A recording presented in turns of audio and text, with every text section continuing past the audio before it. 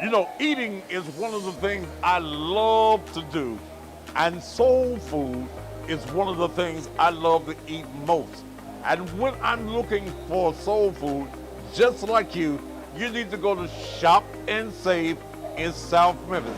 I don't give a damn what part of town you live in. You need to go to 1499 South 3rd. I'm so damn glad I'm here to cut this commercial. Look, I'm gonna get me hello, it's so much here. I'm gonna get me some of them candy yams, some of them beans, some peas, some greens, some baked chicken, some of them wings, some of them turkey legs. Hell, I'm gonna get all of it. You can get whatever you want to eat. In fact, if you need breakfast, they serve breakfast from 6 until 10 o'clock each and every day. And if you brothers need some of that thing that keep your thing working, this is also a place that you can pick up your erector. You know, I ain't supposed to have no sweets, but don't tell nobody. They got cheesecakes, all kinds of cakes. Ooh, my favorite, banana pudding. Shop and save, $14.99 South 3rd. Hey guys, don't forget about your bedroom therapy. It comes in coffee, honey, and capsules, and it works every time. Help! My money is dying. I need a medic stat. The Money Medics are here to help you save your hard-earned money using the new type of life insurance that you can use and enrich. It gives you cash to cover expenses even if you can't work due to a major sickness or you are hurt in a car accident. Listen to what they have to say. We offer the new type of life insurance that you can use while you're still living. In the event that you have a heart attack, stroke, cancer, end-stage renal disease, get shot, get stabbed, third-degree burns, lose a limb, break a leg, and have to be off work more than 90 days, or in a bad car wreck, anything where you have to be off work for more than 3 months, it will pay while you're still living, and it also comes with a death benefit so your family is able to bury you. Call 662-483-0494. 662-483-0494. Grab your pen and write this number down right now. 662-483-0494 and tell them that the Teddy Bear told you to call them. Call them right now. 662-483-0494. I know you thought you had to go to North Memphis or South Memphis, maybe even Orange Mound to get good soul food. But I promise you that's wrong. Now you can go downtown Memphis to Promise Restaurant at 412 South Main in Hewling. Promise is a black-owned business serving soul food lunch Tuesdays through Fridays from 11 until 3. Fridays and Saturdays from 5 until 11, and Sundays from 11 until 5. And they have a different menu daily. Baked chicken, fried chicken, neck bones, turkey necks, all types of vegetables. And guess what? They even serve oxtails on Wednesdays. So if you work downtown Memphis or you're just looking for a great place to dine, there's a new restaurant downtown. It's called Promise at 412 South Main. To place your to-go orders, call 901-644-6543. That's 901-644-6543 or 901-218-6880. You've heard that God will prepare a table for you in the presence of your enemies. Well, God has done it for Crystal Blair. Crystal was working across the street for a mattress company. They let her go, and God allowed her to take her savings and open up a furniture store right across the street. Ladies and gentlemen, introducing 901 Discount Mattresses, 7166 Winchester at Germantown Road, 106. Queen size mattresses, $199 up. King size mattresses, $299 and up.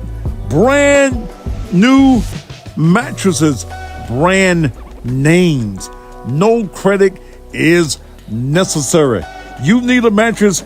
Go see my girl Crystal at 901 Discount Mattresses, Germantown Road. Give her a call at 901-218-7118. That's 901-218-7118. And lay down in comfort tonight. For many years, Norman Ray Red Wing Jr. has fought to mentor and to save the youth of North Memphis. Now, he started the African Village Institute located at 1225 Valentine Street in North Memphis. They're open Mondays through Saturdays from 10 a.m. until 3:30. The mission is to educate and empower young people to see themselves and ultimately to become productive citizens of their communities, their country, and the world. The African Village Gift Shop and Bookstore is open daily for your holiday and Kwanzaa needs. Pastor Red Wing says, this ministry is all about family and work to educate our children. Norman also states, we don't do this for money, but we need it to do it. In fact, you can purchase 5 gallons of liquid detergent in Tide and Gain for just $70 to help this ministry. You can also purchase all types of African products, such as beautiful African coffee mugs, umbrellas, jewelry, African art and accessories, incense, African clothing, t-shirts, and all types of assorted gift cards, and much, much more. The African Village Universal Institute, located again at 1225 Valentine Avenue in North Memphis, close to the old Northside High School. Go by for your African needs and to support this ministry that is there to mentor and educate young people. See Norman Red Wing and help our community and our children. If you wanna know what's Thaddeus, if you wanna grow, ask Thaddeus, he will let you know, yeah, yeah, what's Thaddeus, it's the Thaddeus Matthews Show. He's not afraid to tell the truth. He is the one that will inform you about all those jokers that are doing wrong. You cross the line and then it's on.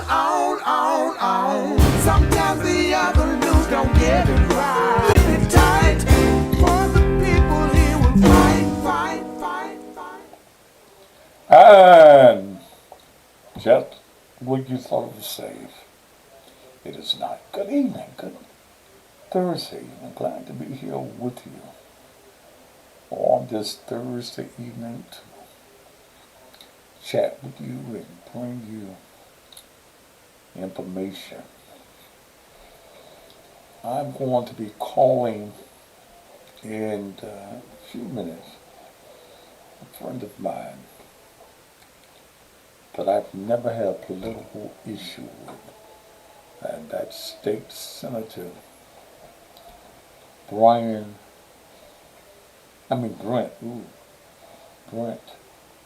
Taylor. Senator Taylor has been a city councilman, county commissioner. He was on the Shepherd County Election Board. So he's just been around. Formerly owned some funeral homes here in Memphis, and after he sold the funeral homes, he decided to run for senator. Senator Taylor has been the loudest political elected officials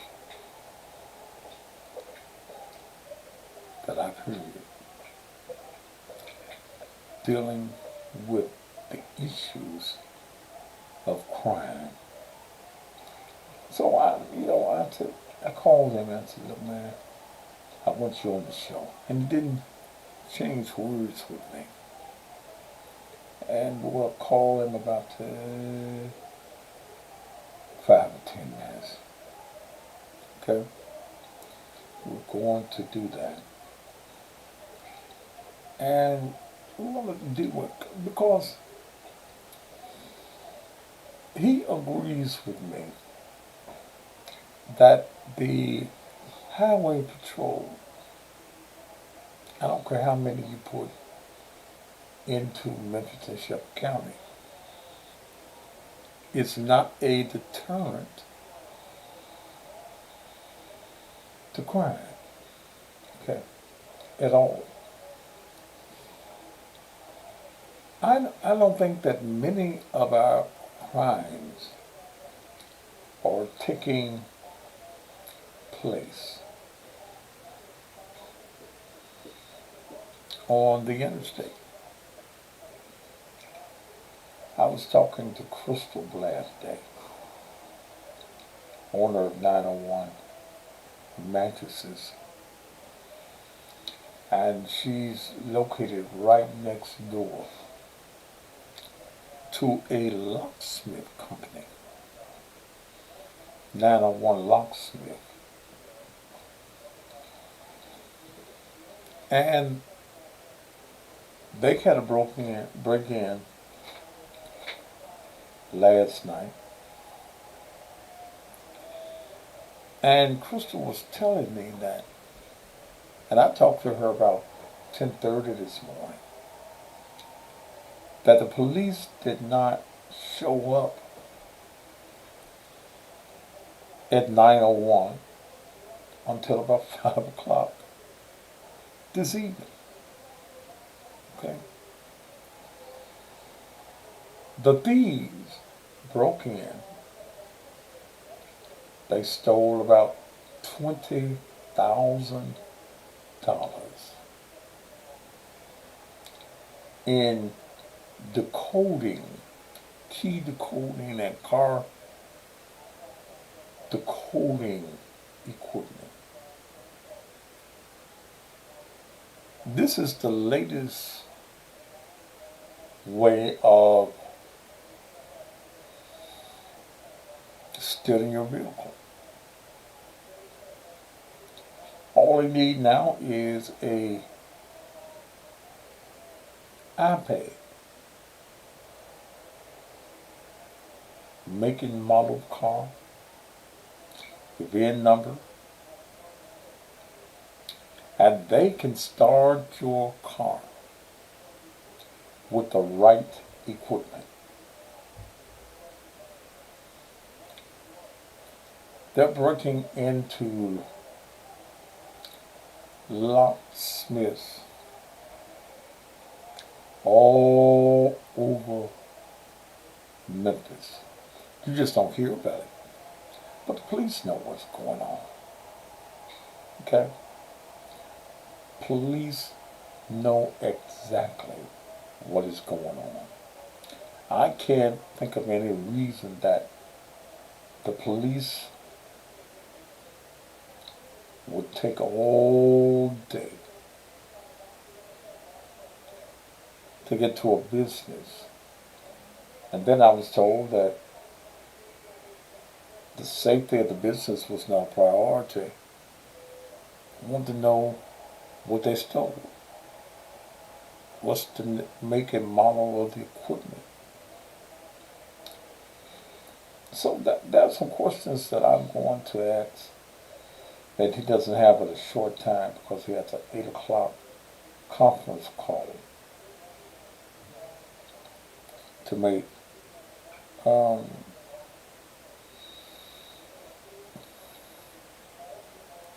But we need some answers.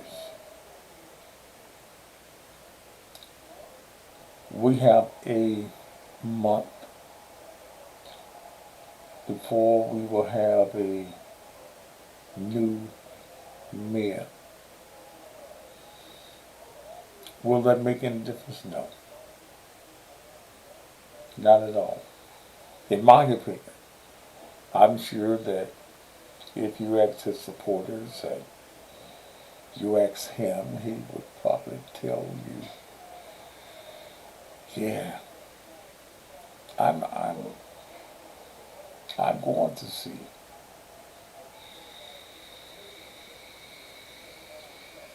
if I can get the new mayor after he becomes mayor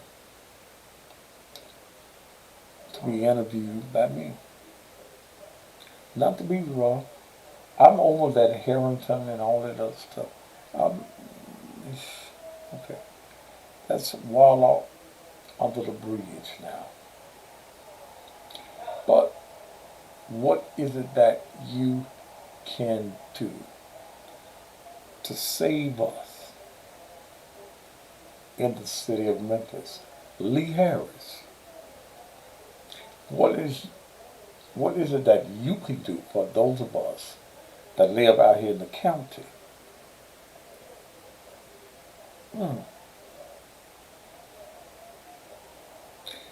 Sheriff Bonner, what is it that we can look forward to? Quit all that goddamn hollering.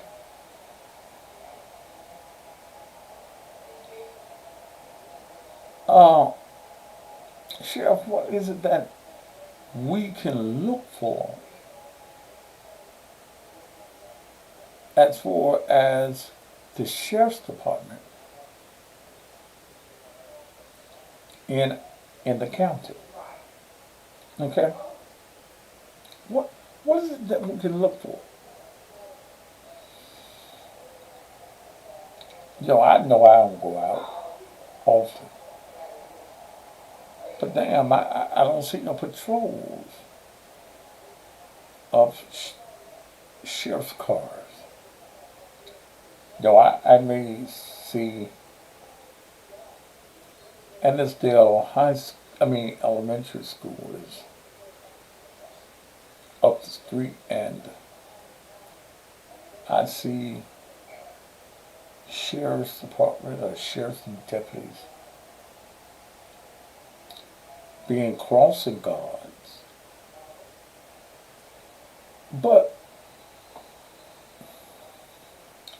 out here in this 38125 zip code,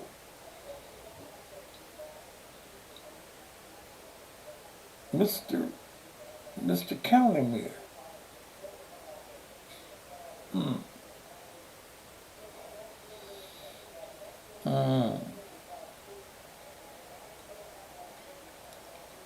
what you gonna do? What is the plan? And no one seems to have a plan.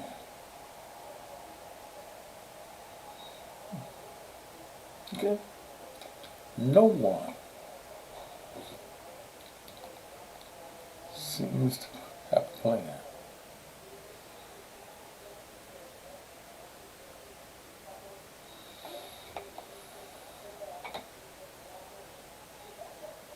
We're in a terrible place.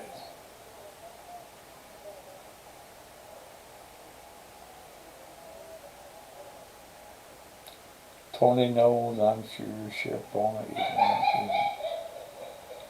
Pastor.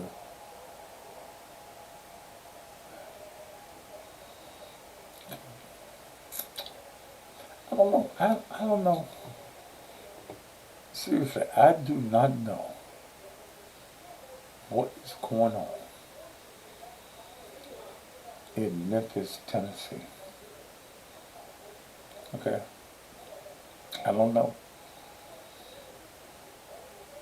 I don't know what is going on with these so-called politicians.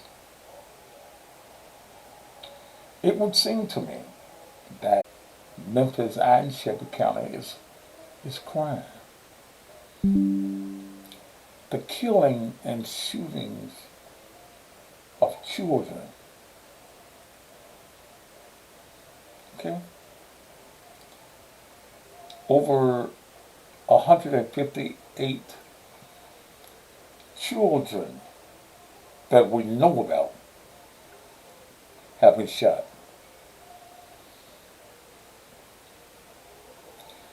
300, what's the number now? About 361 or 2 as far as homicides.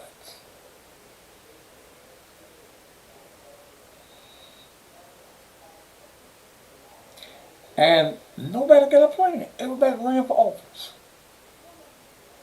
Everybody ran. Even the city council people.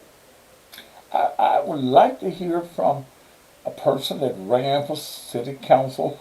What is your initiative? What is your strategy? What are you going to propose to the council?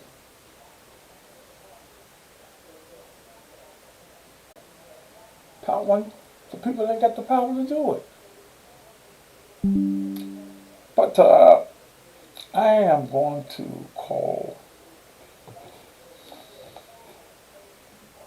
and Brent is a Republican. This is bigger than Republicans and Democrats.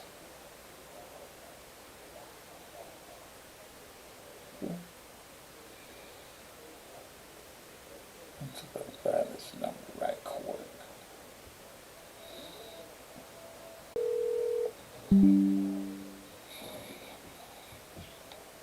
Hey, Dave. What's going on, Senator? How you doing this evening? I'm doing good. I appreciate you calling me. Thank you, sir. You know, Senator, crime has taken over the city of Memphis and also the county of Shelby.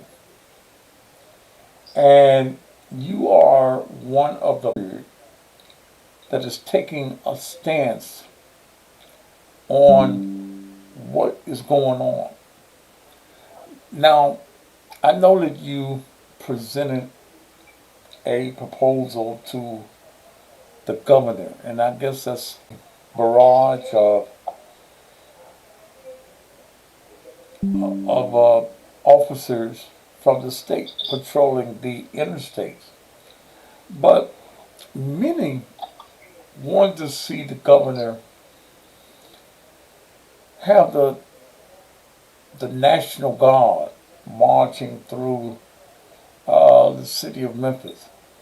How did we ended up with all of these THP officers that only ride the interstates, and what is it that they can really do to deter crime in the inner city?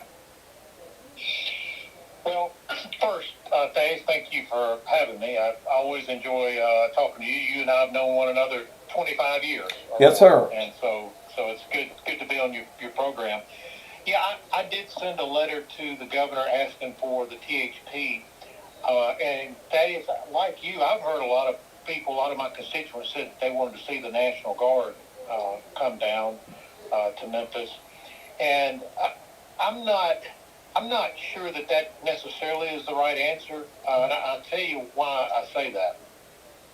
You know, typically you think of the National Guard, we identify them of being called in when there is lawlessness. You know, normally you think of like a riot or civil unrest or a natural disaster. And typically what they do, they cordon off an area. They prevent people from getting into an area to loot stores during a riot or during a natural disaster. But they really don't do law enforcement duties. They don't investigate crimes. They don't pull people over. And they're not the ones that you necessarily want doing that because they're not properly trained on how to properly make arrests.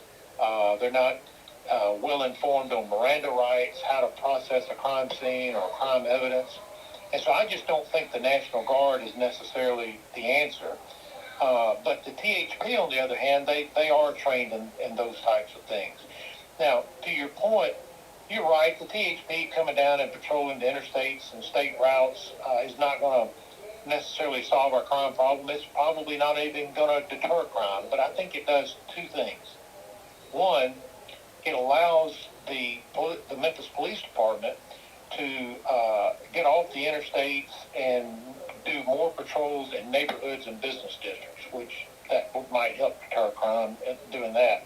But secondly, and probably more importantly, is the THP during their traffic stops will be able to perhaps come across people who have outstanding warrants or have evidence of other crimes with them in their vehicles and are able to make felony arrests. You know, if you go back, that is back to 1995 with the Oklahoma City bomber, Timothy McVeigh, who blew up the federal building.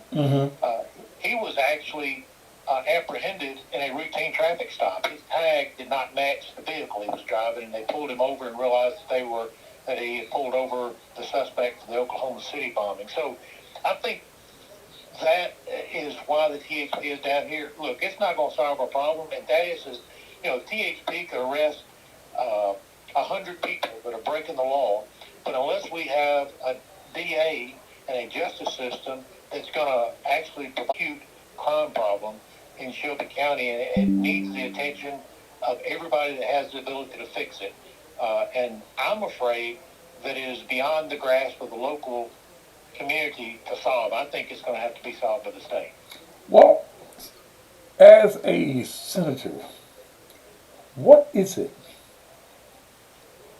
from a judicial aspect that the Senate and the House can do? When we look at, and let's talk about Bill Anderson. When I see a 18-year-old shoot a 15-year-old in the back of the head, and even his lawyer, along with the prosecution,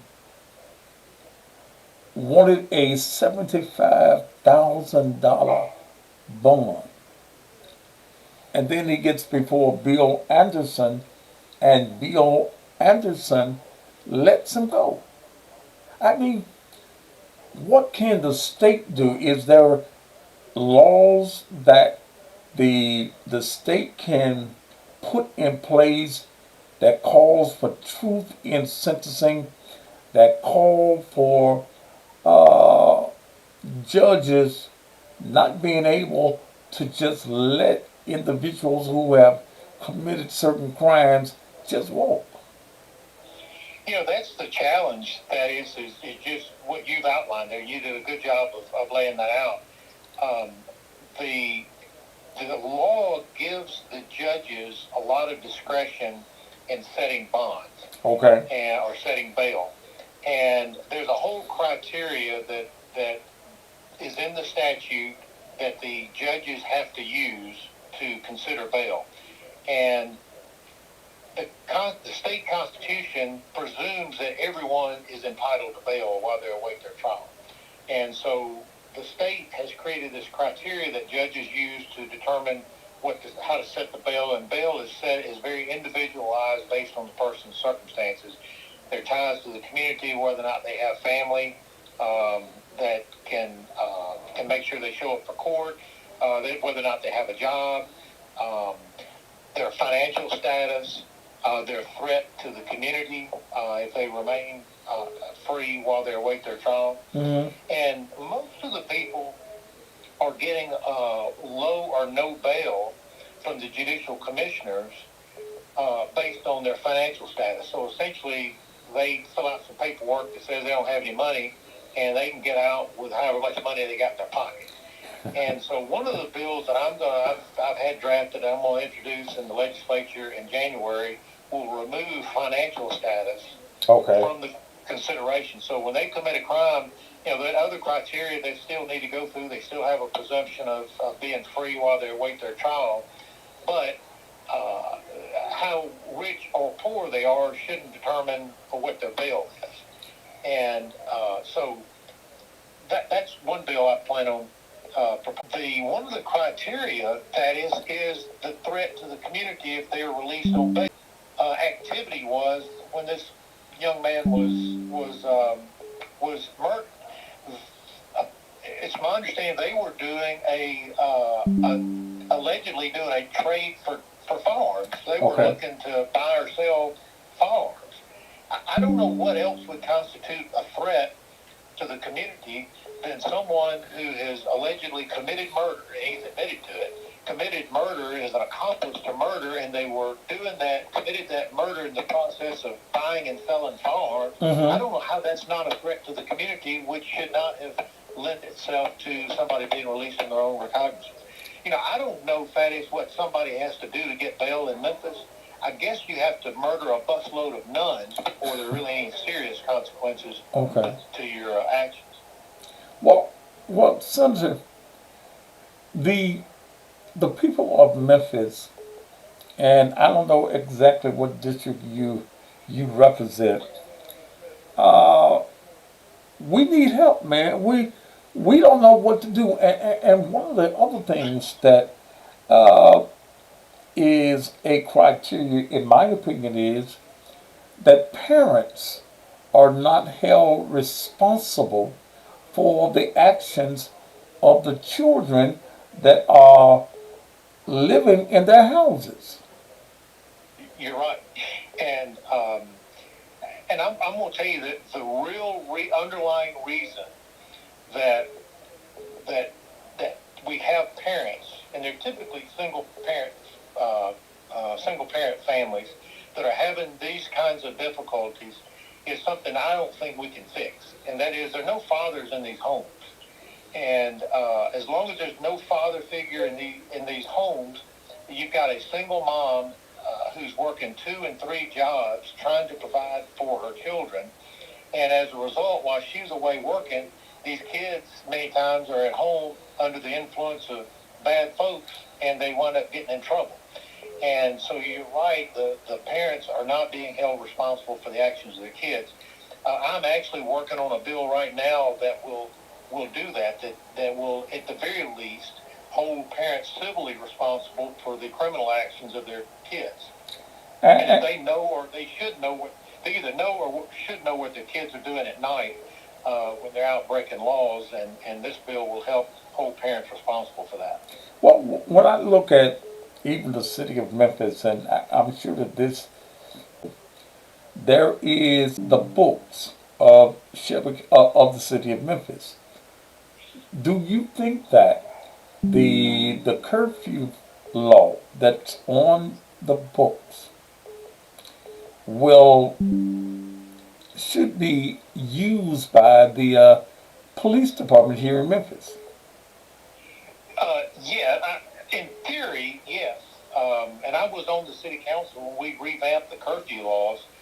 The challenge with the curfew laws is when the police pick these kids up who are out after curfew, they don't have any place to take them. And they try to call the parents, and the parents won't come get them. And so that has been the challenge. And if you recall, days back several months ago, I think the city was going to use one of the community centers in North Memphis as a place where they were going to take these kids where they could call the parents and come pick them up.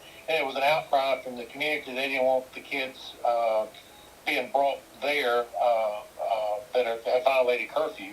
So now I think they take them to a police precinct, but they're having a hard time getting the parents to come get them, and it could be that the parents are working. They can't get in touch with them, and they can't come get them. Or they don't want to come get them. Okay. Yeah. See, one of the things, Senator, is that a lot of these parents know that they have no good children. They're taking the stolen cars and putting them in the yards, in the backyards. A lot of the things that they are stealing, they are bringing into the house. So you got bad parents, and it's not just single mothers, but you just got parents that have been writing examples for their children, and that's that they do.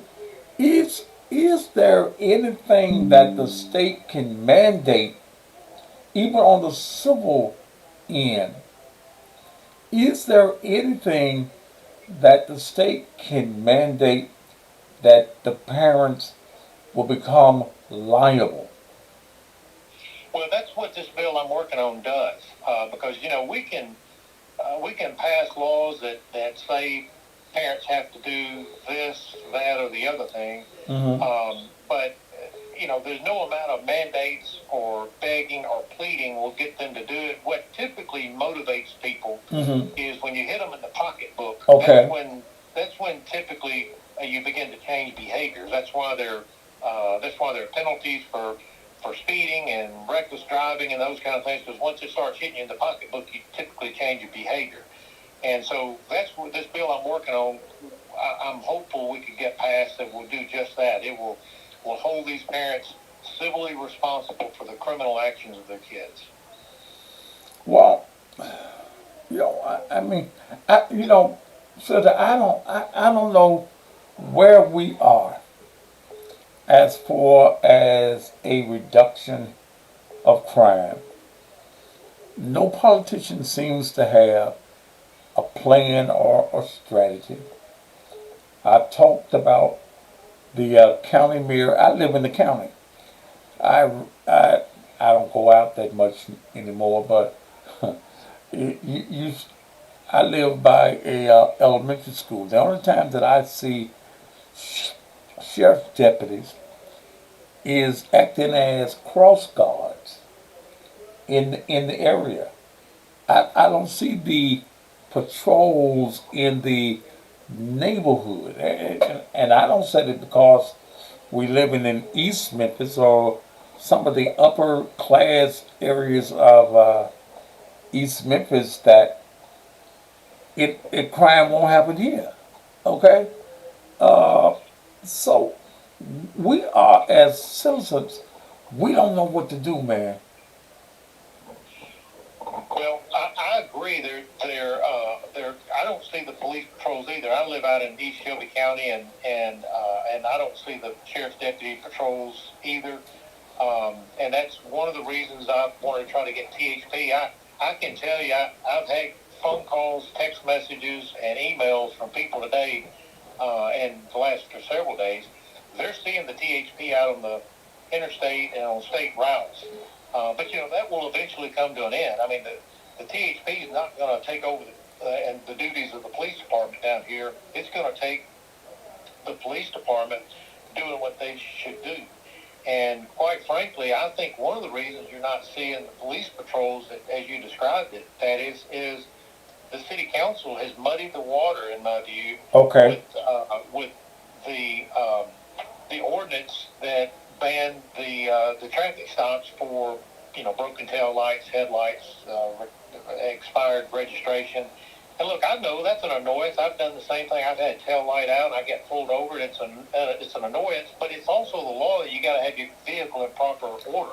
Right. And so, as a result, the police, I think, they're afraid to try to enforce the law because I think the city council kind of muddied the waters on that. They don't know what they can and can't do when it comes to traffic stops. And again, many major crimes, as we've already discussed, many major crimes are solved through a routine traffic stop. And so I think that's one reason that the city council has just tied the hands of the police department. And we need to try to figure out how to untie those hands. And look, I'm all for restorative justice, that D.A. Mulroy and, Judge Anderson and Judge Sugarman, that they're all for this restorative justice and wanting to save people from a life of crime. Look, I get that, and they're not funny bowlers. I mean, they're well-intentioned people, but it's just not working. And if they want to try to save lives and save people from a life of crime, I would recommend they resign from their current positions and act more like a prosecutor rather than a preacher. Okay. And let's have people who are dedicated to trying to save this community from the ravages of crime, let them do the prosecuting. Okay. Well, anything is going to help now. Anything that is workable. When you talk about the city council, and I think you did a full 8 years on the council, didn't you?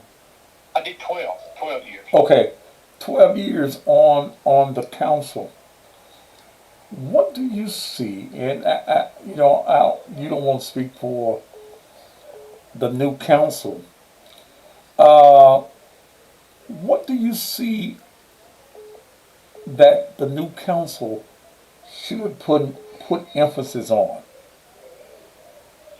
I think the first and foremost, I think we need more police officers, and I know um, that the current administration, they're working on that. I think they just graduated a large class. I think they've got another class that they're starting.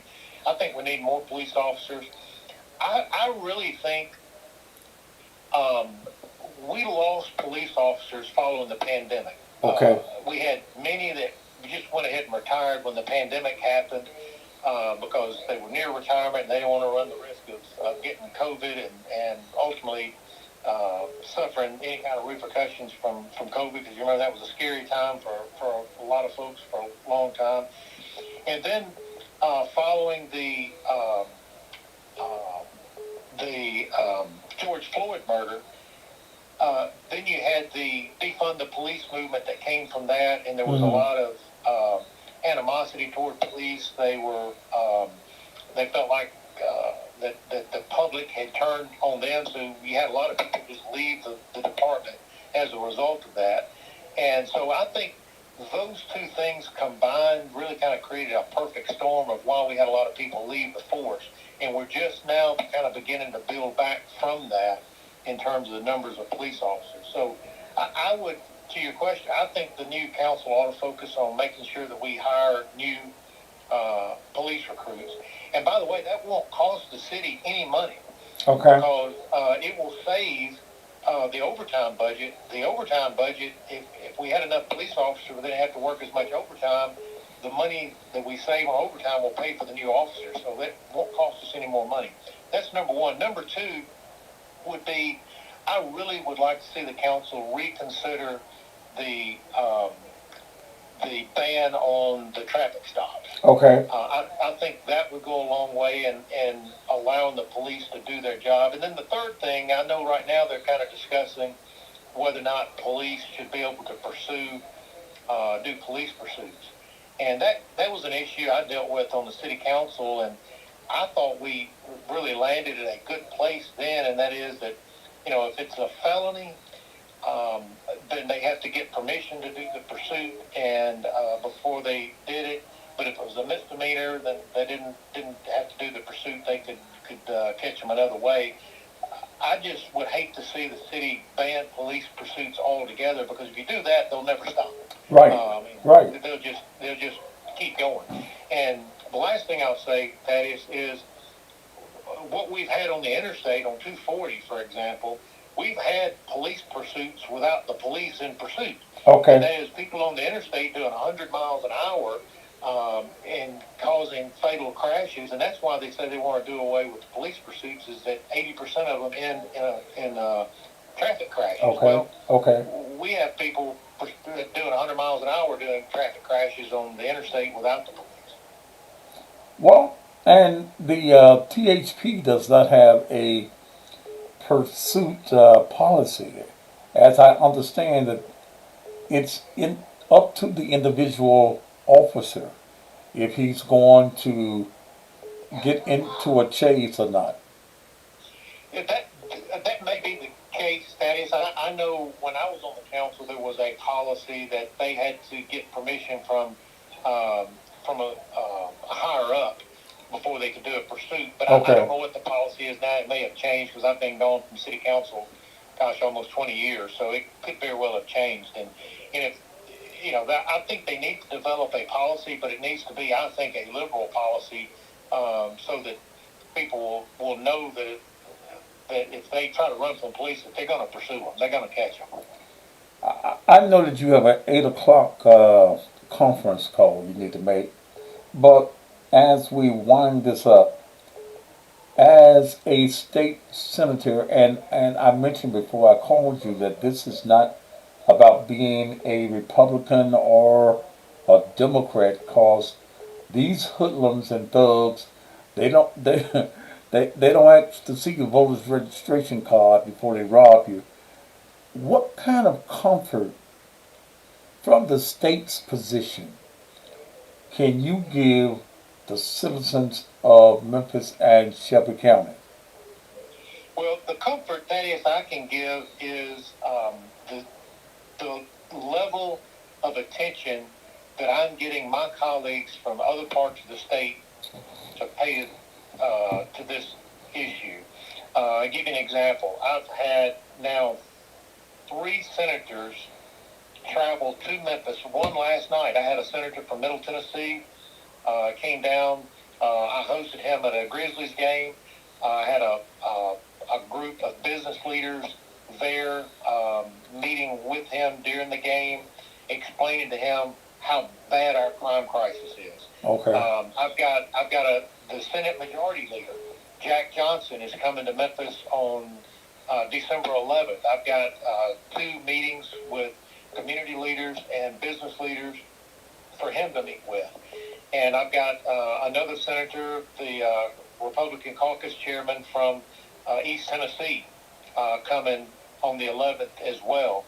And so I believe I'm beginning to get the attention of my colleagues in the Senate. And what they have told me is, they said, Brent, I knew, Memphis had a crime problem, but I had no idea how bad the crime problem was until I began to meet with the business folks down there. So I think help is on the way. I think I have gotten the attention of my colleagues in the Senate. I think they understand how dire this situation is.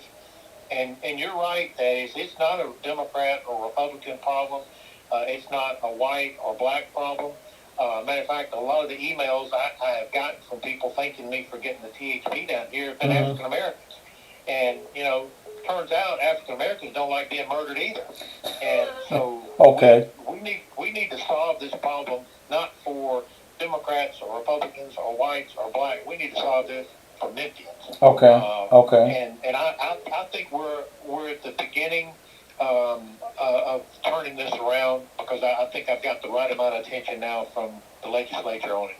When you talk to your colleagues, Senator, and we talk about the fact that this is going to chase commerce from coming into Tennessee, especially in Shelby County, and even drive some businesses out of the Memphis area, what is the statements that your colleagues make? They understand that, and I'll tell you, Thaddeus, it is real. I was at a meeting the other day with a group of downtown business people, and they told me that the occupancy rates downtown Memphis are down 15 to 20%, and that I hear from business owners that are saying, that are near retirement, they're saying, look, I'm speeding up my succession plan. Okay. And they're going ahead and selling my business because I'm going to move my family to a safer community. Okay. I hear other business people who say, look, I've got a business here, but I can run it remotely, and I'm going to sell our home, and we're going to take a haircut on it just so I can move my family to a safer community. So the commerce is going to be chased away. And what happens is people will lose their jobs, and as they lose their jobs, when they're teetering on financial ruin, that's when some turn to crime, and it just perpetuates the problem. And so we have to stop that cycle, and so we can kind of create job opportunities where people necessarily won't turn to crime to try to feed their family. So it is a really difficult problem, but we've got to solve it, because if we don't, we're going to witness the hollowing out of a great southern city, and it would be a shame to allow that to happen. Well, I guess one of the things that we'll see is the criminals slowing down on the interstate. That's right. I was on the interstate today, and it was amazing how much slower the traffic was. It was noticeably slower. Okay. Because everybody knew the THP was out. Yeah. And again, people are concerned about the fact, even with the speeding, that here are people who are speeding for one reason or the other to get to work. They late, overslept, or whatever it is, and they are stopped by the THP, and and the criminals are just speeding on past. Yeah. So, well, Susan, I thank you for taking out of this time, and if anything else comes up, you got my number. Call me, and we'll deal with it. I will, and Thaddeus, I want to also say, I'm in the funeral business, and I know how much you do for the community that most people don't even aware of. People who have many have been victims of this senseless crime we're talking about, and I know that you have stepped up and helped a lot of families during that most difficult time trying to bury somebody, and I know you've done a lot that people aren't even aware of, and I just, from one Memphian to another, I want to thank you for your efforts there. Well, Senator, as we were talking earlier this morning, I think this was the wrong time to sell a funeral home in Memphis. But when, when the money is good enough, you go with the money.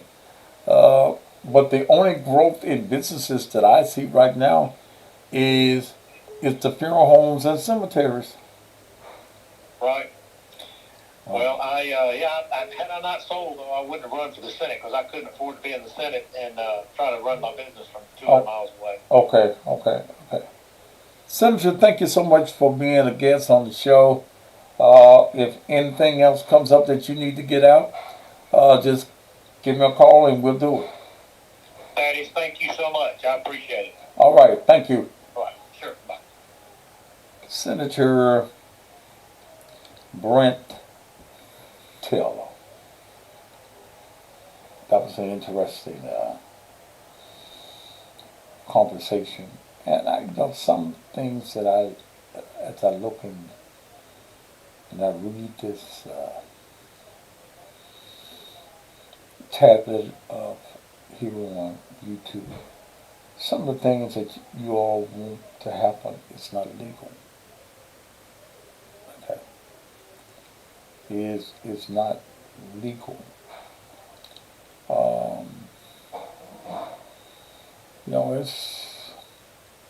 We're just in the, and some of y'all saying that it's,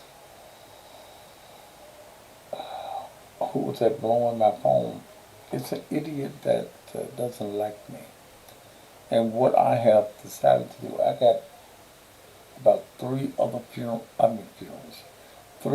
phones that nobody knows cell numbers to, that I'm going to start using. And the reason it's an on-call, a private call, and he does that. That person will call me at 2 and 3 o'clock in the morning, and I don't answer the phone. Okay? No, it's a no call ID. And I can put some apps on my phone to identify. And it just happened. Because it cost me. Okay? But it didn't stop the interview. And I'm going to be doing more interviews. I don't think I'm going to be able to get Lee Harris on my show. I done talked a little bit about him. I done called him a sissy and all that. So he probably ain't gonna come on my show. I don't know whether the new mayor is going to come on the show. I'm going to see. This guy called me 1, 2, 3, 4, 5, 6, 7, 8, 9, 10, 11, 12, 13, 14, 15, 16, 17, 18, 19, 20, 21, 22, 23, 4, 5, 6, and 7, 28, 29, 30, 31, 32 times while I was doing the interview.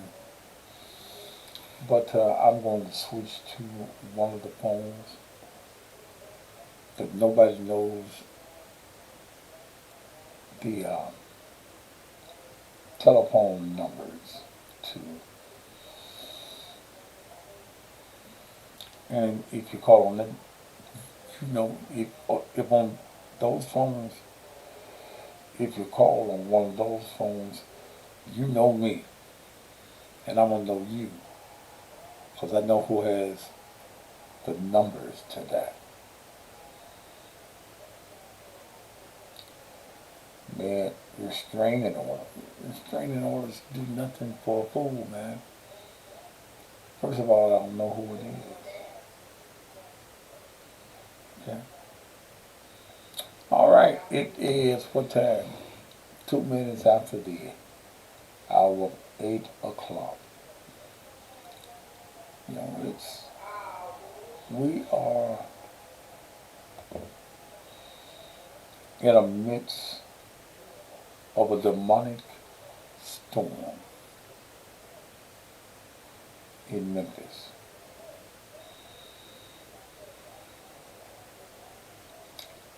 And I'm not gonna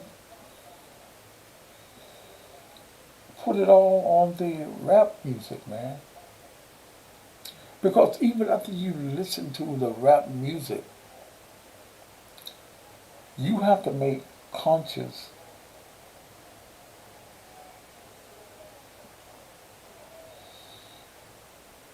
decisions. Okay? You still have to make conscious decisions. Now, when I was coming on, hell, rap wasn't even out there. It was love music. Music that puts you in a mood for loving.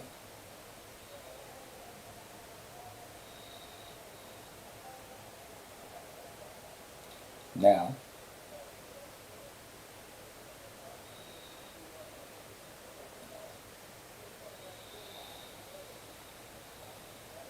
this music, I don't know what it takes you, makes you crazy or what.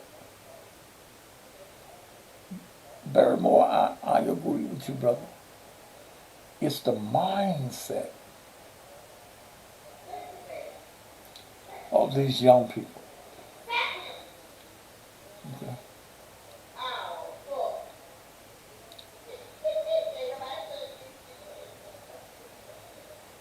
It's the mindset.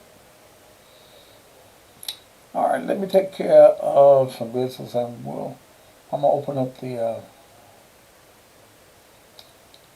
phone lines. We'll be back. Are you in Tennessee or Mississippi, but you have debt Is or it a financial game on? problems, and you don't understand insurance and its benefits, and no one has ever taken the time to fully explain to you how to deal with finance and insurance, well, you need to call Esperanda Lindsay Bell, who's a financial strategist with real life benefits. Esperanda can give you information that will change your life.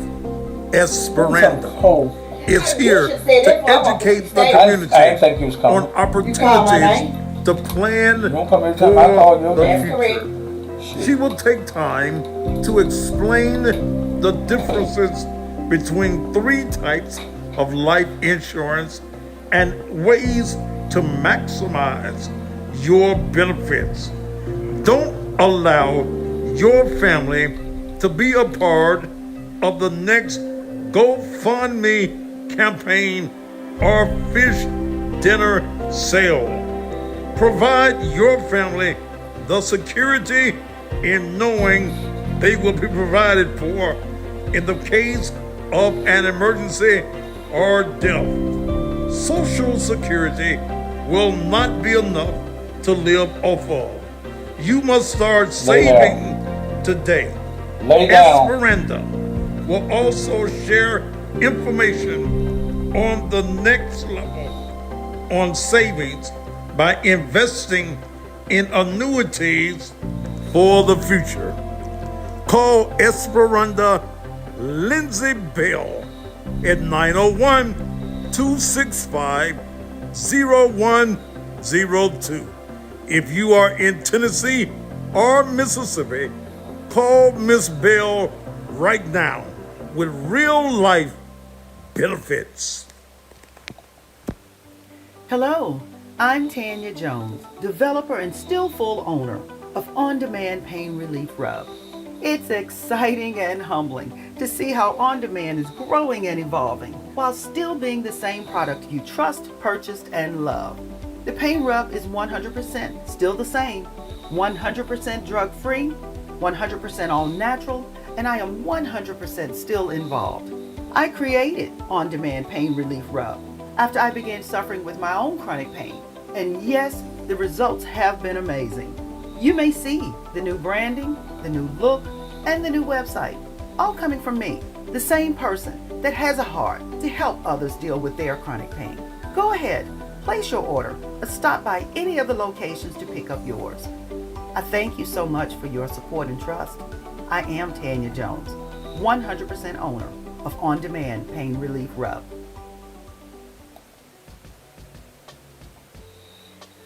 This is Thaddeus Matthews, and I'm here with Levon. You told me that you've been suffering from erectile dysfunction for how many years? Almost 10 years. It hadn't been working properly for 10 whole years. That's right. Tell me what happened, man. When I bought some of the erector coffee, Yeah. and they cured me. Wait a minute. You bought some erectile coffee, Yeah. and the problem that you've had for 10 years Went away. was cured It went away. with one cup of coffee? One cup. How long did it take for you to feel the effects? 15 minutes. 15 minutes. Right. And now you can have sex whenever you get ready. That's right. How did your wife feel when you took the erector? Surprise. 10 whole years. 10 whole years. So you're telling my audience that erector really works. It really worked.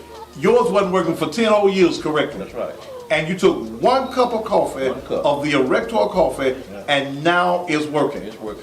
You've been using these Viagra's. Viagra, which I'm gonna throw away now. You're gonna throw these Viagra's away. Throw them away. Was there any side effect? Yeah, on that. Side effects with Viagra? But did you have any side effects with the erector? No whatsoever. Would you recommend that any man that has an erectile dysfunction problem get him some erector?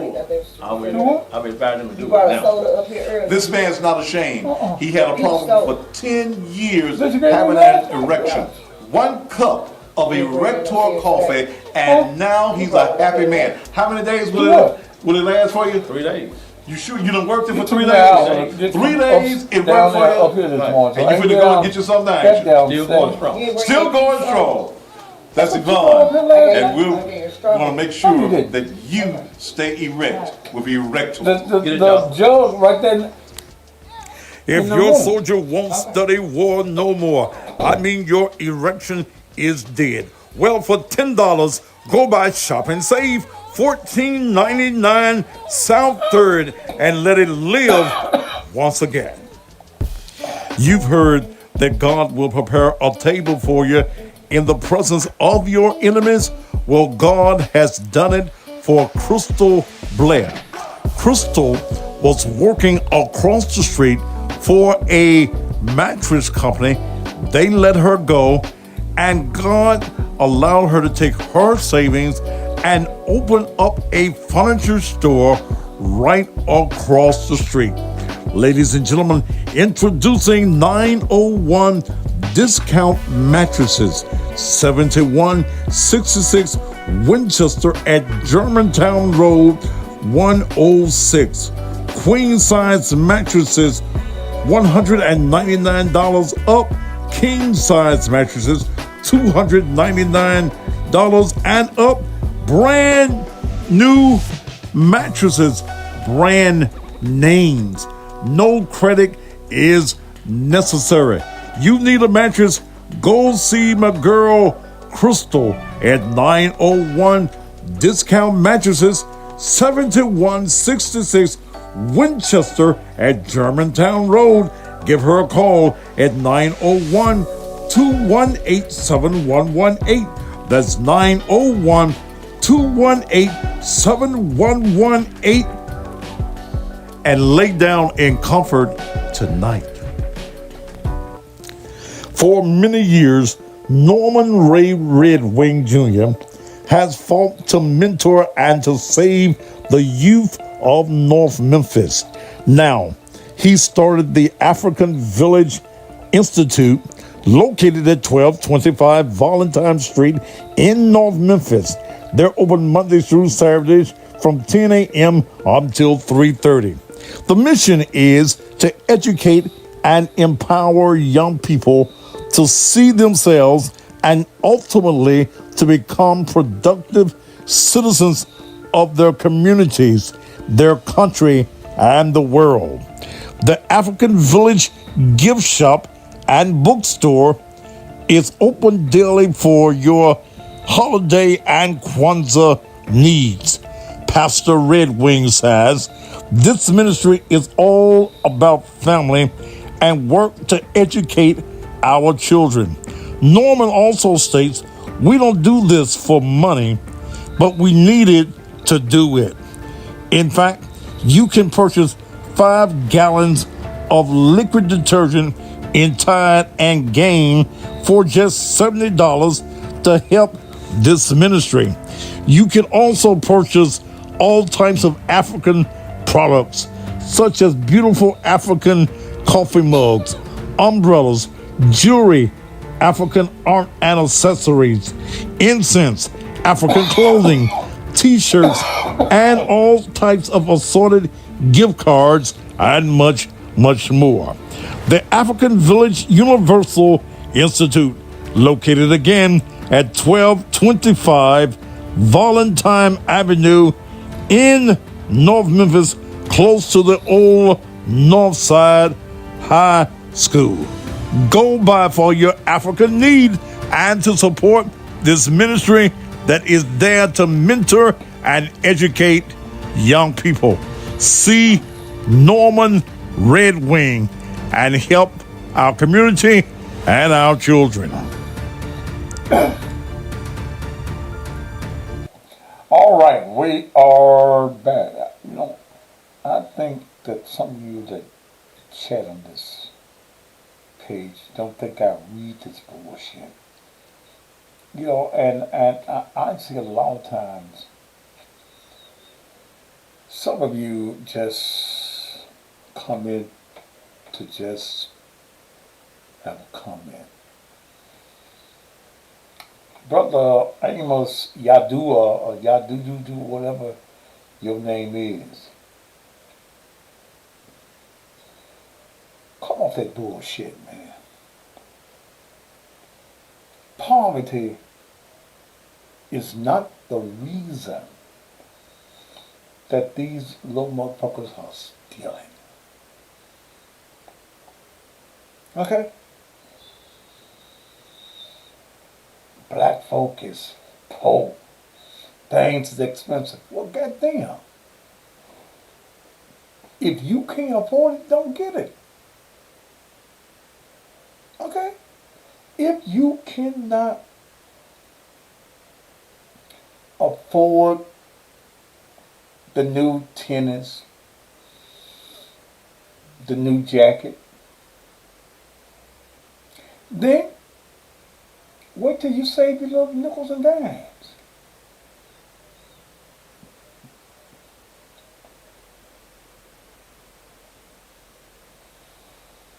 But Amos Yadua, Yahuwah, whatever his name is, man, don't come on with that Muslim bullshit of trying to give a black man out or giving a black man an excuse. I don't give a fuck about excuses.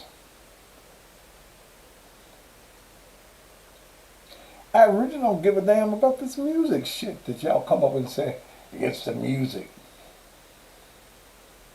So, what happened to people being able to think for themselves?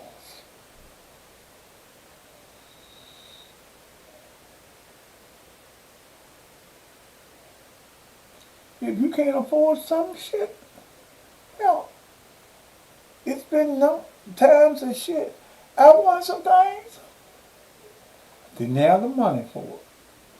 So I had to wait, throw my little nickels and dimes and quarters together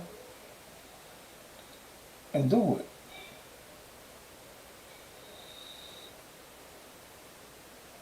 See, but we got to go back to where it all starts. It starts at the house.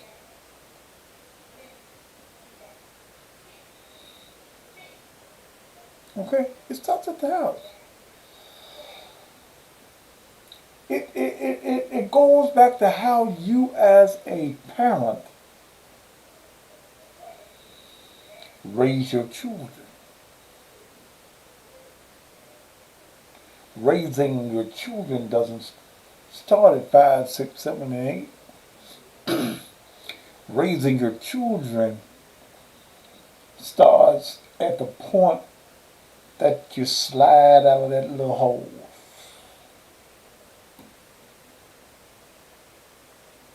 I ain't opened up the phone line, so let me see what you want.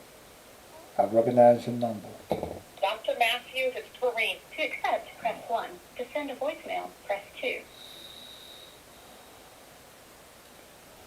I didn't open up the phone line, so why you calling me so early, Kareem?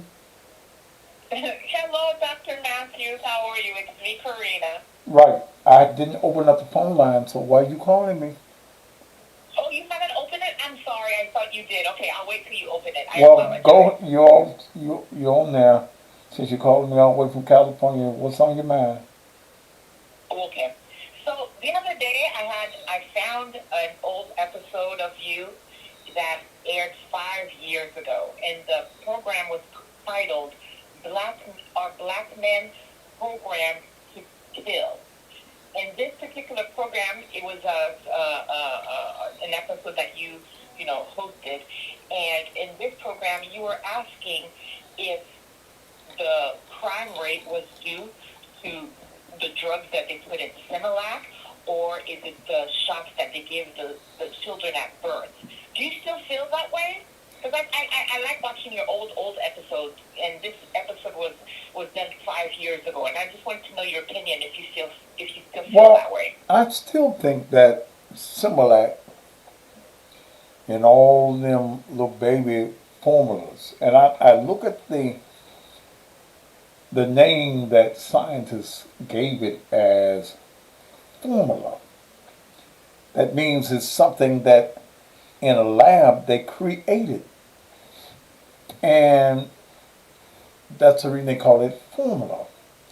And I think that something was placed in the Similac or in the formula that has created the heathen feelings or the emotions of our children. Now, you going back 5 years and quoting that show, probably in that show I broke down the chemical components that were put into Similac. Did I do that? No, you didn't. You said that you didn't believe in those baby shots that they give to the newborns, especially to the black children, and you didn't put a Similac, but you didn't go into the actual details of it. Because I remember doing a show some years ago where I broke down some of the chemicals like algae and things of that nature that was used to clean swimming pools and things of that nature that was placed into God damn.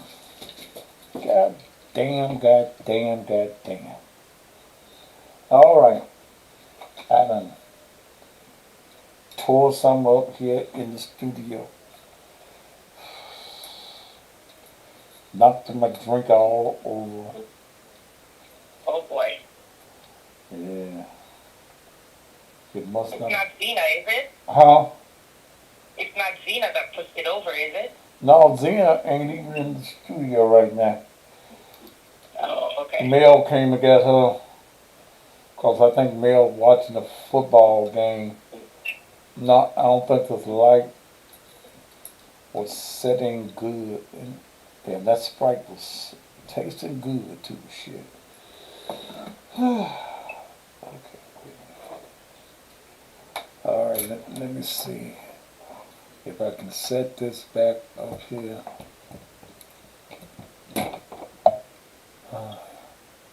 Whew. I waste up all of my carpet up here and all my clothes and stuff. But let me go back to what you're saying, Karina. Um, I think that the formula. So I was born before Similac. I ain't never had a Similac or Infamil or anything. I had titty. Okay, I had titty, and also I don't know whether y'all did this in California.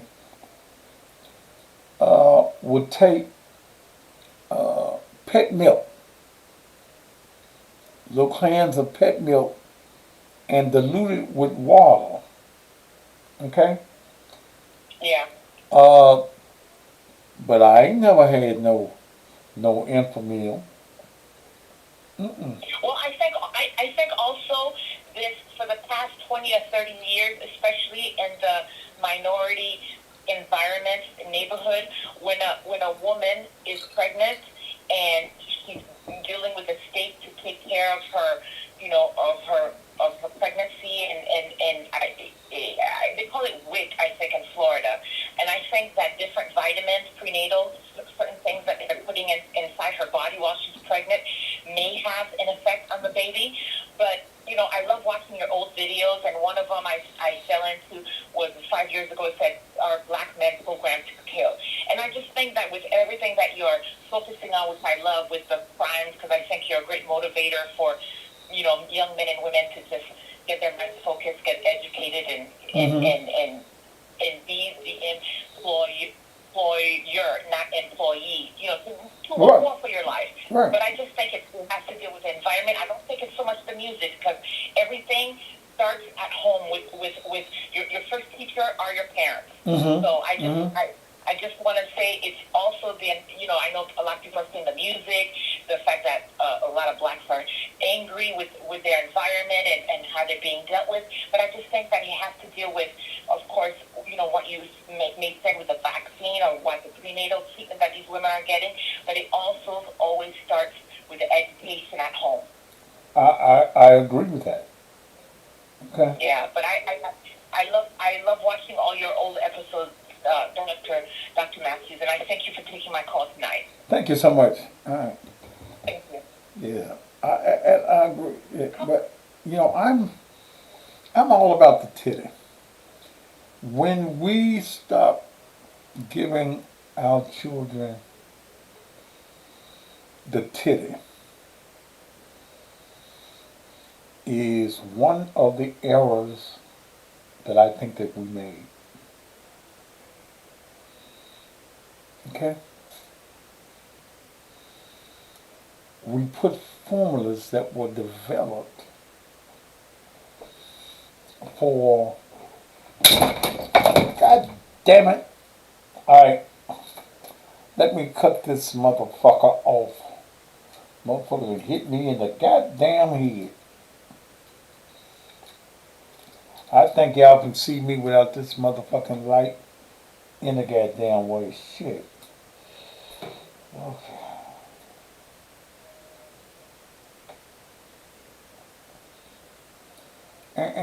And then some of you were taking them drugs and if you are a heavy drinker during that time, okay, You got the alcohol in your titty. Okay? You get the baby be drunk. He be full of Hennessy and Absolute and that cheap ass shit that y'all drink. You're taking crack. All that shit.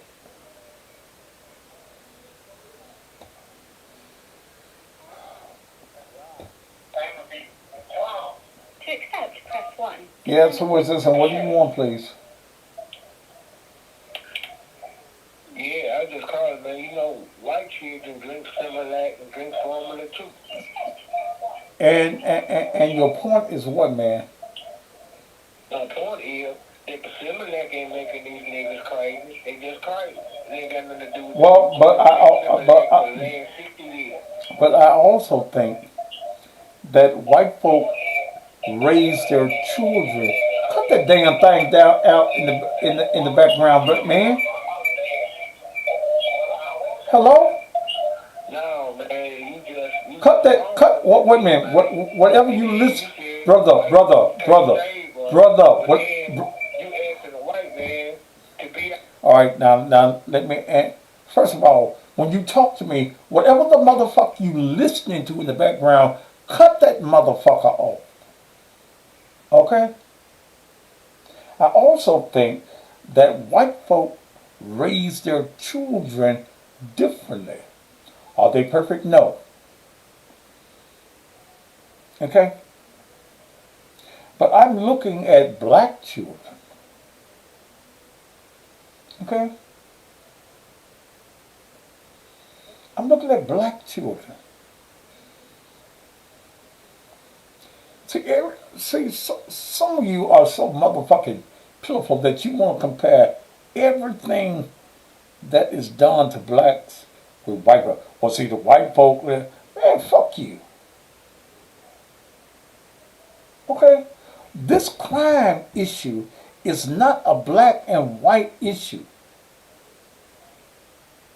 99% of the homicides that have been done in this city is black on black. Why don't we hear about the white folk killing the white folk? Why don't we see the white folk doing the smash and grabs?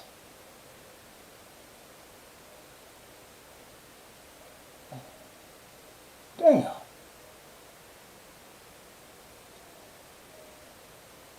You want to compare black folks to white folk? We never have been like the white folk.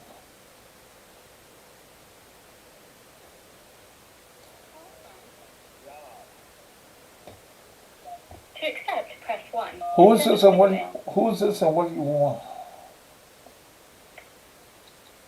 Yeah. But I was listening to you when you was talking. Sir.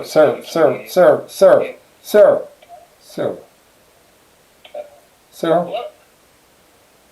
This. Yeah, I was listening to you when you was talking. Sir, I'm talking. So when I'm talking on my show, that means you be quiet. What you talking about, man? I'm talking about the senator. Okay, well, good. Call the senator and talk to him, because I don't want to talk to you. I'm just saying, you was on there. Bye.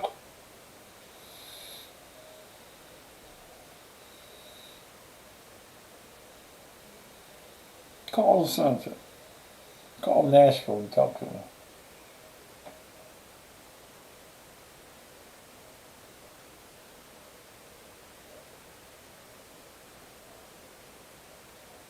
Totally knows.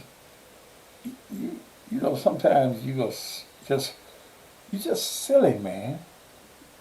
And you're going to get blocked again off of this show.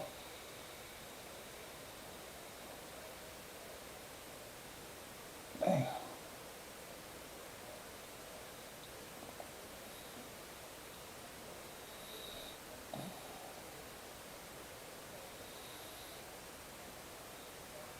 You got one more time to put something city on my page, brother, and you gone, okay?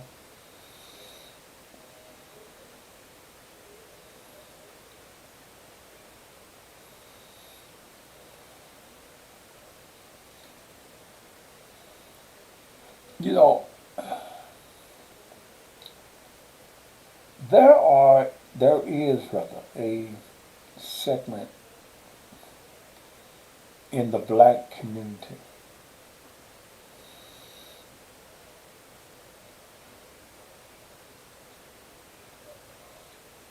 that look for excuses for black people.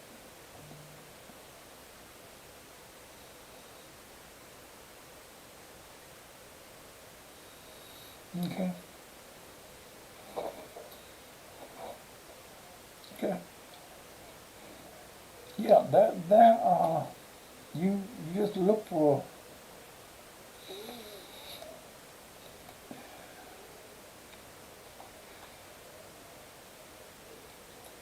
what excuse can you find for black folk.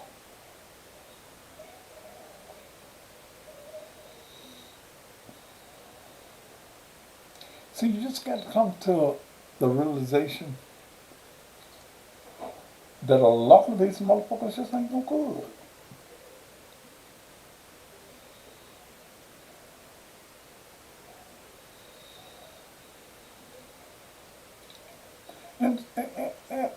And the real thing about it is that when the senator was talking about folk wouldn't go get their children, shit, they don't want 'em. Some of y'all mama ain't wanted y'all in years.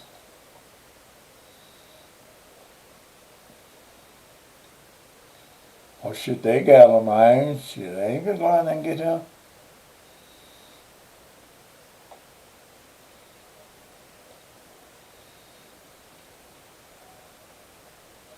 Come on. But we got to do something about the crime.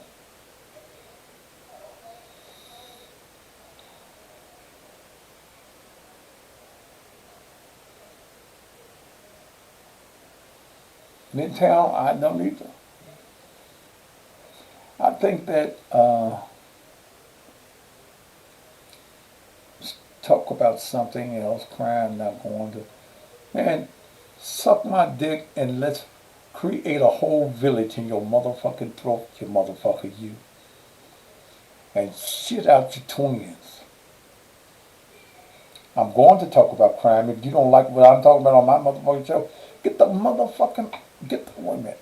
Let me call you, motherfucker.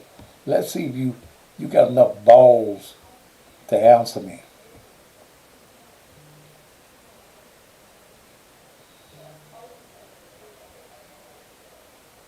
765-0328.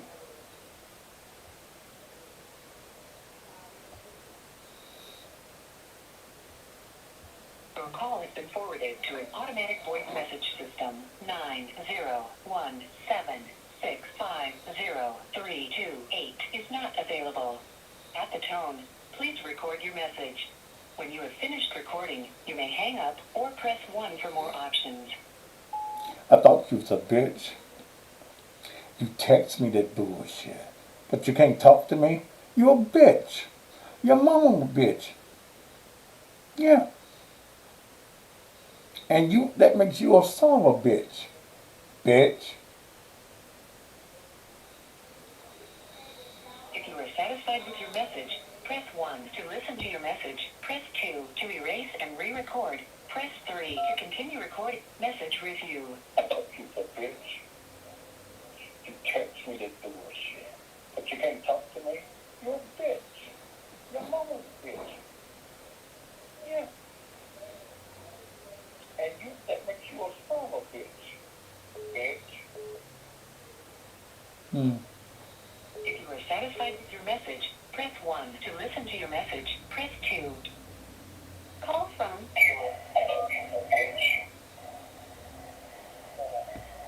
If you are satisfied with your message, press 1 to listen to your message. Press 2. Call from.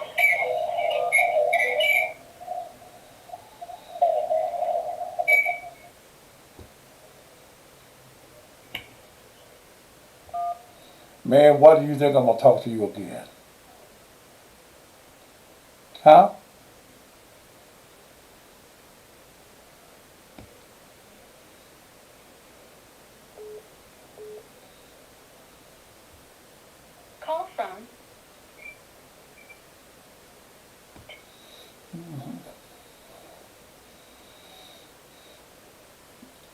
you punk motherfuckers that come at me. I'm just saying I ain't the one. I don't give a fuck about you. I don't give a fuck about the slave ancestors that you had that came over on the goddamn Nino Pino and the whatever the thing was, Nino Pino and whatever the thing was. I don't give a fuck. I don't give a fuck about the slaves in your family that got whooped for not picking enough cotton, you motherfucker, you. Quit fucking with me. I don't give a fuck about you.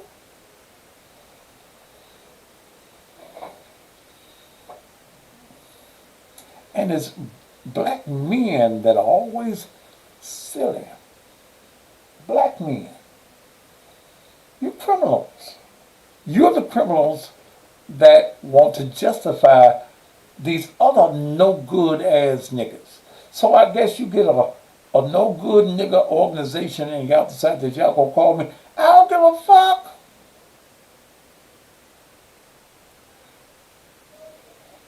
You the motherfucker, I'll walk up to your grave, take my dick out, and pee on your motherfucking grave. You motherfucker, you. And if you're buried next to your mama, I'll pee on hers too. Fuck you.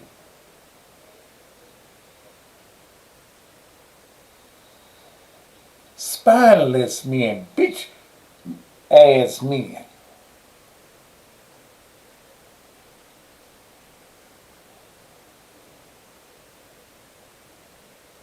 No, we ain't gotta pray for our black men. Fuck a prayer. Fuck praying for a black man. These black men knew exactly what they are doing. They know when they get there with that corrupted ass DNA and put it in one of these fertile ass, dumb ass, ignorant ass women that just want to give some pussy away. They know what they doing. Shit.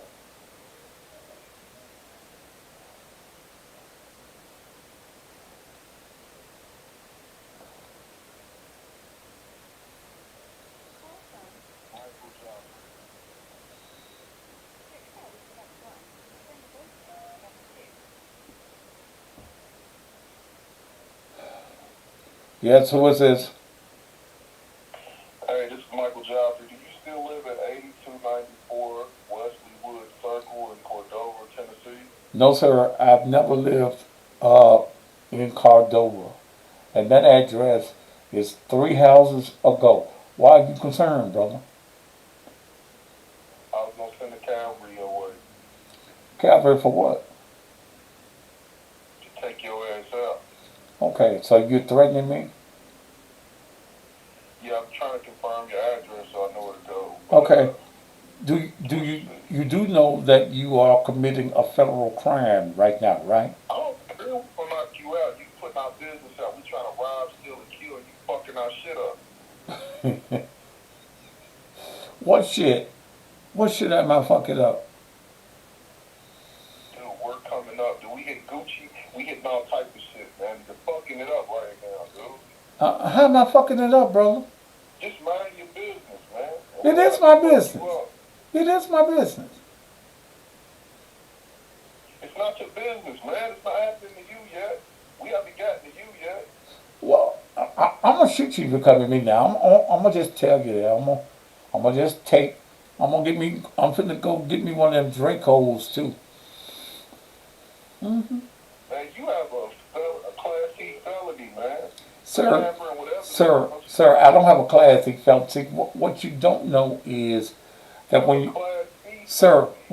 you know the right politicians all the way to Nashville, you can get shit done off your record now. Okay? But you're a criminal, just like us. I'm not a criminal. But I can be criminal though, brother. So why are you glad to be a criminal? Wait a minute. Why are you glad to be a criminal, brother? Why am I glad to be a criminal? Yeah. Because it pays, motherfucker. No, it don't. Good, man. How do you get paid, brother? I get paid for robbing motherfuckers like you. Well, I'm gonna tell you. Try it. That's all I take. All I can do is tell you is try. And we have decided We have decided to start killing you motherfuckers. Well, let me tell you, you're next. You're on our, you're at the top of our fucking list, man. I just want you to know that. I'm on. Trying to confirm your address. Well, that address was not in Cordova, no way. And I've lived in two different houses since that house on that you're talking about, and it wasn't in Cordova. Are you at 4814 Buttermilk Drive? Do what now? 4814 Buttermilk Drive. No, sir. 5837 Scottsdale Avenue. On where? 5837 Scottsdale Avenue. No, sir. Can you please give us your address? Why you want my address, brother? Because we come to take you and that motherfucking dog out tonight. So, Scottsdale. I don't live on Scottsdale. And what was that other address you gave? so you don't live in Gardens, Trinity Wood? In where? You don't live at 8294 Wesley Wood Circle, Cordova? No, sir. I haven't lived there. I had to even remember that one.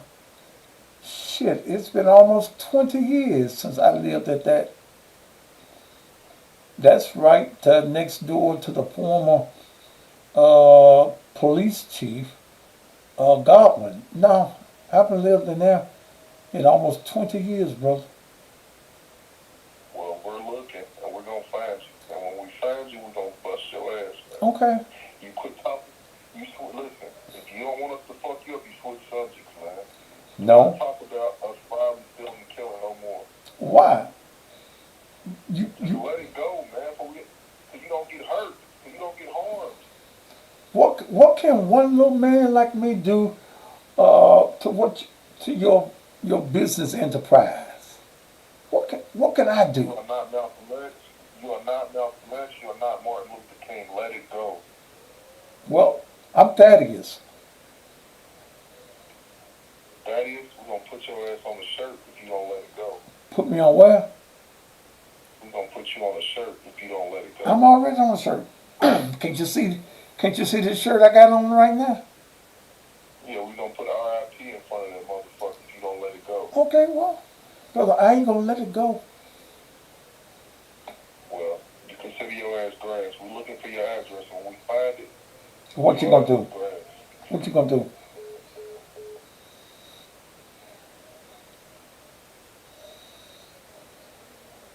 Damn.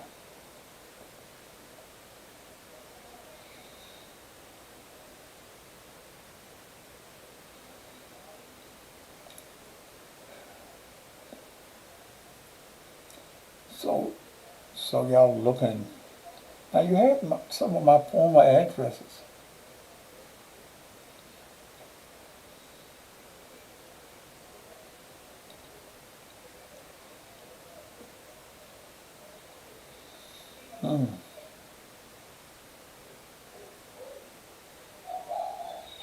Yeah, you need to update your Googles, brother.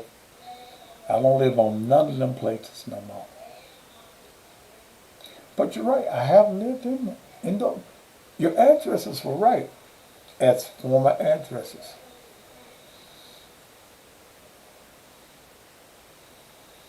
Scottsdale, I moved off of there when I was having all that problems with Tawana Murphy, and she put my address out on social media.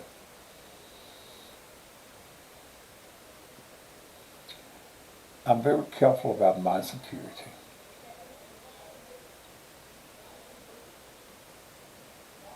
I need to find those addresses. It's not hard to find addresses.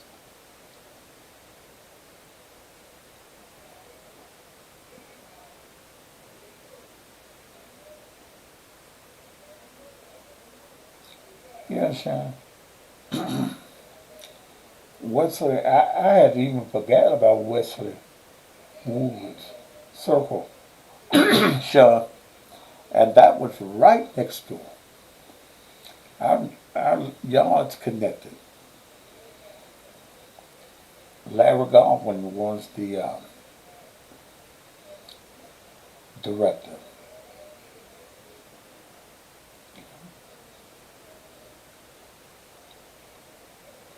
Armand, is you a man? Because every night you come on here talking about how sexy I am. Shit. Yeah, I didn't know when I moved in this house. I didn't know.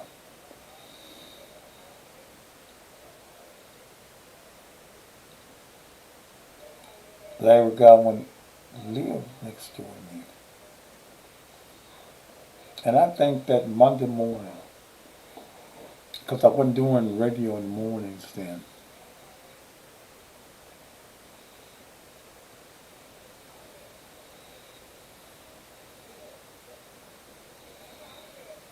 and me and him walked out the same time. I looked at him, he looked at me, and we both said, damn. Yeah. One of the reasons that I moved from next door to the police director, that I found out that he had a listening device on his house. He could hear anything on the street. So I figured that if our houses wasn't even 10 feet apart, you would hear everything that was going on in my house. And at that time, I was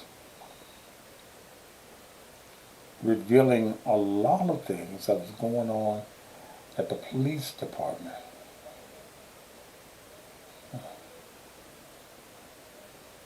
Yeah. So, there it is. But I know on the weekend that first weekend I lived in this house, Saturday in the morning, you had some other police officers.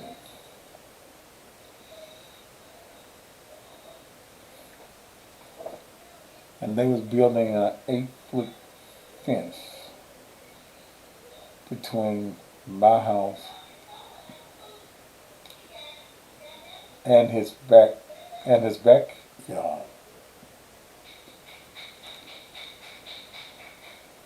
So I have been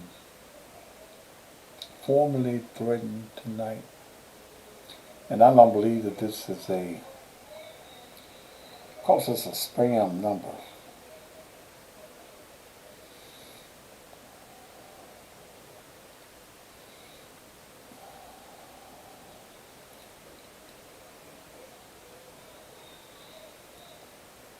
So I don't think that it's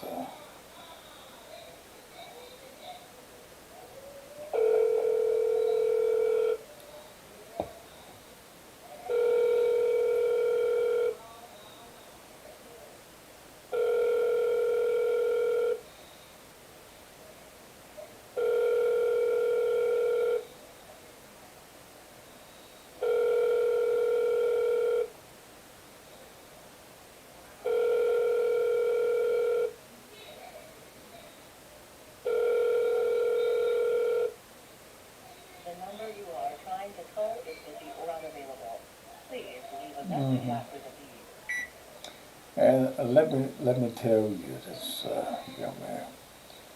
When you know the right people, even politically, all the way to the governor's office, you'd be surprised how certain things are able to disappear. Especially when you are a public figure and your life is constantly threatened. If I was scared, first of all, I wouldn't be doing what I do. Second of all,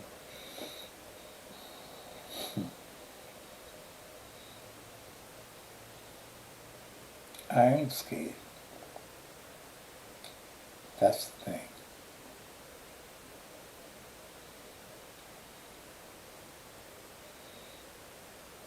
But I do take all threats. That was a time in this business that I didn't. But I take all threats seriously.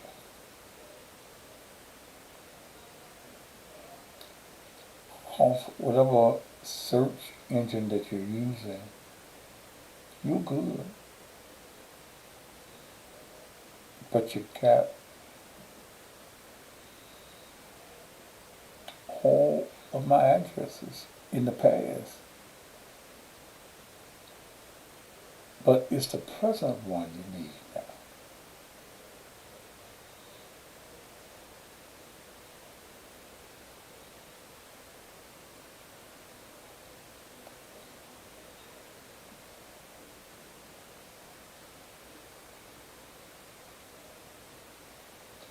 Yes, Harold. Please watch this show. I'm sure the director, even though Strickland would not allow her to be interviewed by me,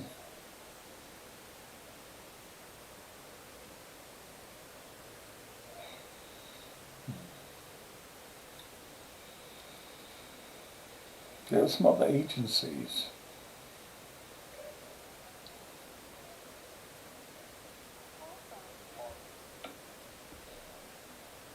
To accept, press. So you decide you want to call back, brother? Yes. Why are you still talking? Because I can.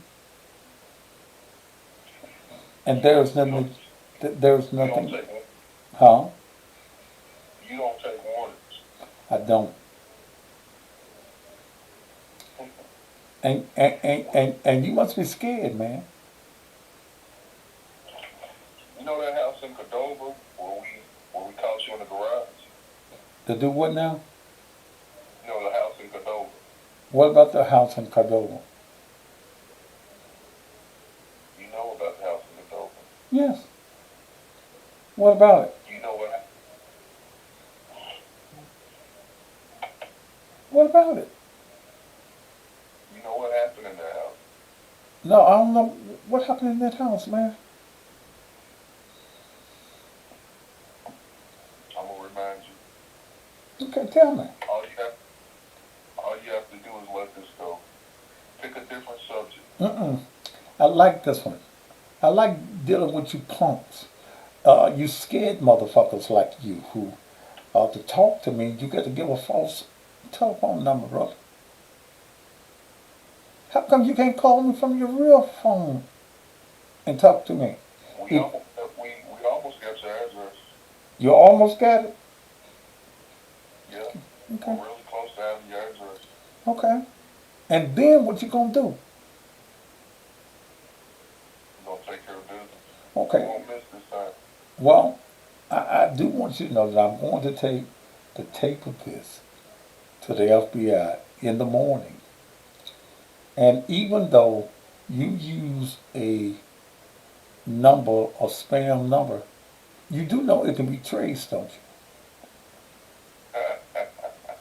Huh? You're a coward, man. See, you know, that's what tickles me about you young punks. Y'all ain't really gangsters, brother. Y'all ain't really gangsters. You know, you out stealing from people who have worked hard all of their lives. Y'all stealing. You're carjacking. You're murdering. Huh? Just give it up, and we won't have to rob. Well, I mean, wait a minute, man, I'm just one man. So I'm not the only somebody Talking about crime? Pick a different subject. No, sir. This gonna be the until you motherfuckers slow down or you get the balls enough. Cause I think you're a bitch, man. You know you won't threaten me, but you won't throw a rock and hide your hand, brother. Thaddeus, pick a different subject. Well, at least you know my name. Yeah. Okay. How long you been listening? How long you been listening to me, brother? Pick a different subject. How long you been listening to me? Listen, Huh? we don't want to hurt you, but we will. Well, I mean, okay. And I don't want to be hurt either, so I do whatever I have to do to prevent being hurt. Pick a different subject. No, sir. This gonna be it. Well, hope you listen and enjoy it. Okay. And you're one of my listeners.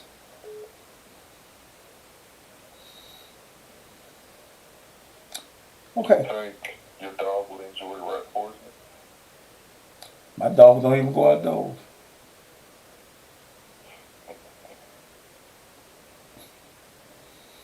Okay. You have to come in my house and even poison my dog. My dog stays in the house.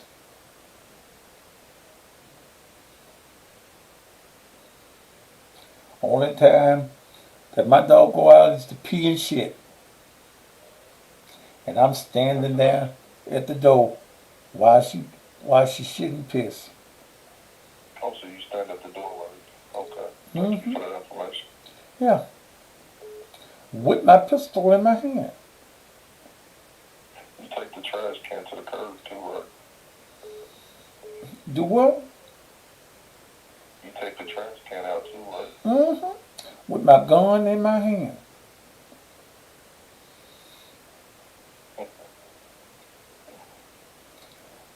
Are you proud of? Oh, okay. Hold up.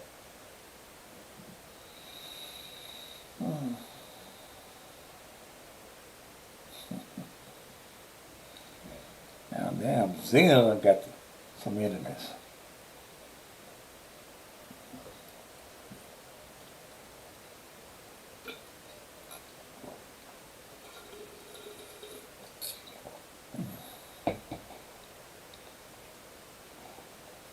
Oh, it's 9 o'clock.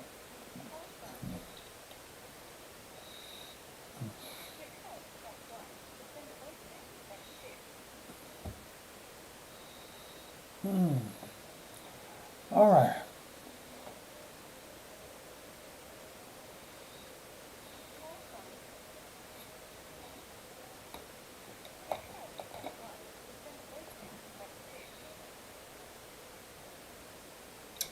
All right. Join me for the best in blues. In the morning, 6 a.m. But to you bitch ass threaten us.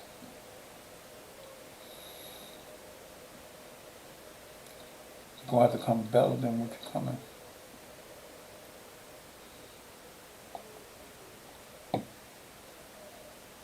Okay?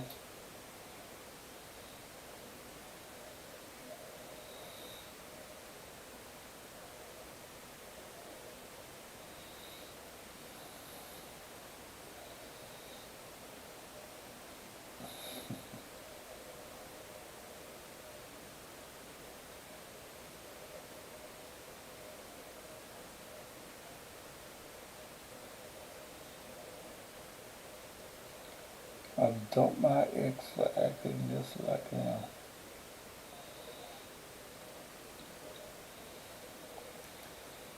But I'm always on, brother. Always.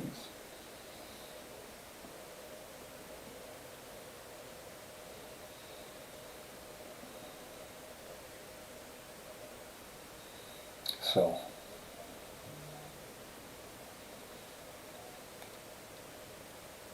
everything's gonna happen, man. I've been doing this a long time. Yeah. You probably got to steal a car to even get to me.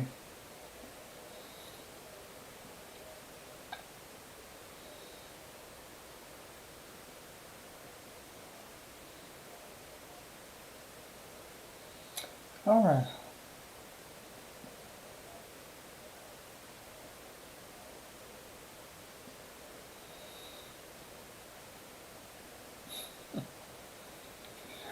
All right. These little bitch ass punks. And that's what they are, cowards.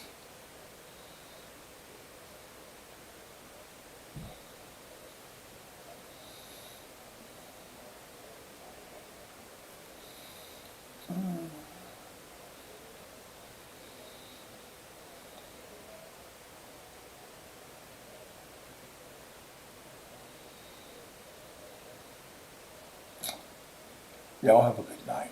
And tune me in the morning for the best in blues. All right? 6 a.m. Otherwise, bitches, cowards. I'm up late, so bring your ass home.